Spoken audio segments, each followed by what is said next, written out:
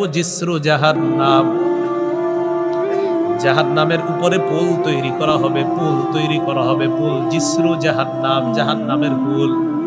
এই হলো কিয়ামতের ময়দান, এই হলো জান্নাত, মাঝখানে জাহান্নাম, উপরে হলো পুল, যাকে বলা হয় পুল সিরাত। কিয়ামতের মাঠ জান্নাত, ওই মাঝখানে জাহান্নাম, এই উপর দিয়ে পুল হবে, এটা দিয়ে হাইটা ওই পাশে যাইতে হবে। নবী বলেন আকুনু আউয়ালা মান ইউজিজু, সর্বপ্রথম আমি এটা পার হয়ে চলে যাব।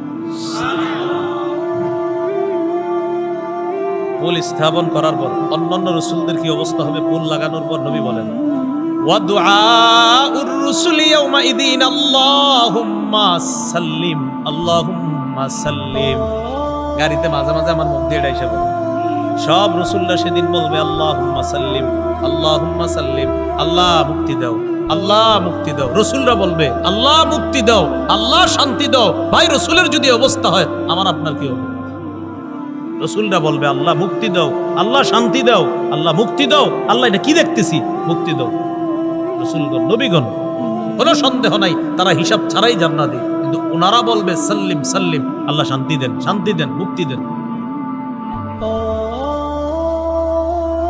নবীজি বলেন বিহি কালালি, পুলের উপরে কাঁটা থাকবে, মিসলু শাউকি সাদান, সাদান গাছের কাঁটা। কি গাছ? সাদান হলো আরবের এক জাতীয় কাঁটাযুক্ত গাছ। সাহাবীদেরকে বললেন আমার আইতুম শাউকা সাদান, ও সাহাবীরা সাদান গাছের কাঁটা তোমরা দেখছো নি? কয় হ্যাঁ হুজুর দেখছি তো। কয় সাদান গাছের কাঁটার মতো হবে পুলের কাঁটা, তবে গয়র আন্না আন্নাহা লা ইয়ালামু কদরা ইজমিহা ইল্লাল্লাহ, এই কাঁটা কত বড় হবে আল্লাহ ছাড়া কেউ জানে না। কাঁটাটা হবে সাদান গাছের কাঁটার মতো, তবে বড় হবে কত আল্লাহ ছাড়া কেউ জানে না।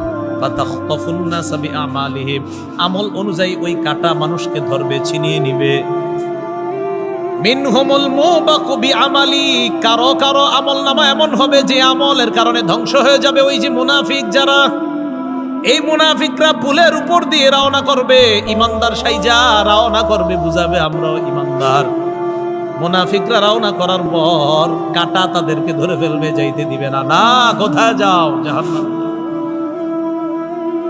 ওয়া মিনহুমুল মুখারদাল বিআমালি, কেউ কেউ আবার সরিষার দানা পরিমাণ ঈমান থাকার কারণে কোনো মতে হামাগুড়ি দিয়ে হলেও জান্নাতে পৌঁছে যাবে। কাঁটা এদিক সেদিক লেগে যাবে, আপনার এই কোনো মতে চলে যাবে। এইভাবে আল্লাহ পাক রব্বুল আলামিন বিচার ব্যবস্থা যখন শেষ করবে, বিচার শেষ, বিচার কাজ শেষ, এরপরে আল্লাহ চাইবেন যাদের অন্তরে সরিষার দানা পরিমাণ ঈমান আছে এদেরকে জাহান্নাম থেকে একবারে আল্লাহ টোটাল বের করে দিবেন। কিছু ঈমানদার আছে বিভিন্ন অপরাধের কারণে জাহান্নাম নামক জেলখানায় বিভিন্ন মেয়াদে সাজা ভোগ করবে।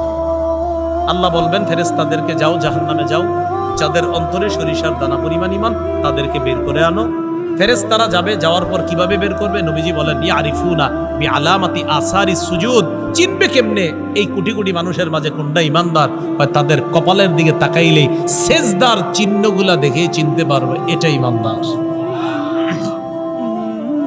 রাসূল কি বলে দেখেন, ইন্নাল্লাহা হারামা আলান নার আন তাকুলা মিন ইবনি আদামা আসারাস সুজুদ, জাহান্নামের আগুনের উপর আল্লাহ হারাম করে দিয়েছেন আগুন যেন আদম সন্তানের সেজদার স্থানটা না খাইতে পারে। দুনিয়া একদিকে, নামাজ আর একদিকে। নামাজ ছাইরেন না কখনো, গোটা দুনিয়া একদিকে রাখবেন, নামাজ আর একদিকে।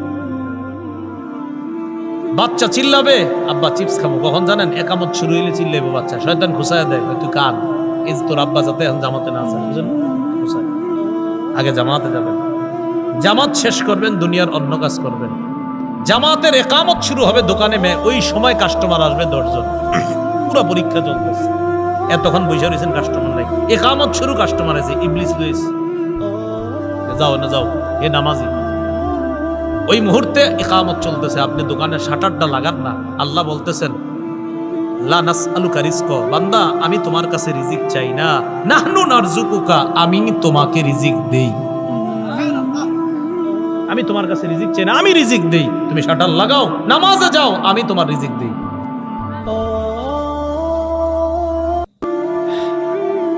সেজদার চিহ্নগুলা দেখা চিনা তাদেরকে বের করবে যখন কদ উমতহিশু, তাদের শরীরটা কয়লার মতো হয়ে যাবে। আদু হুমামা, তো কালো হয়ে যাবে সবাই, কয়লার মতো কালো হয়ে যাবে। কালো হওয়ার পর ইউলকাউনা ফি নাহরিল হায়াত, সঞ্জীবনী নদীকে তাদেরকে ফালানো হবে।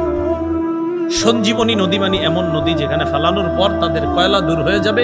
ইয়ামবুতুনা কানাবাতিল হিব্বাতি ফি হামিলিস সাইলি, প্রবাহমান সমুদ্রের মধ্যে কোনায় গিয়ে আবর্জনা থেমে ওই আবর্জনার মধ্যে যেমন উদ্ভিদ জন্মে, এটা সবুজ শ্যামল সুন্দরভাবে এটা উৎপন্ন হয়, ইমানদারের শরীরের কয়লাগুলা গিয়ে ইয়ামবুতুনা, ইমানদারও এমন সজীব সুন্দর হয়ে জান্নাতে।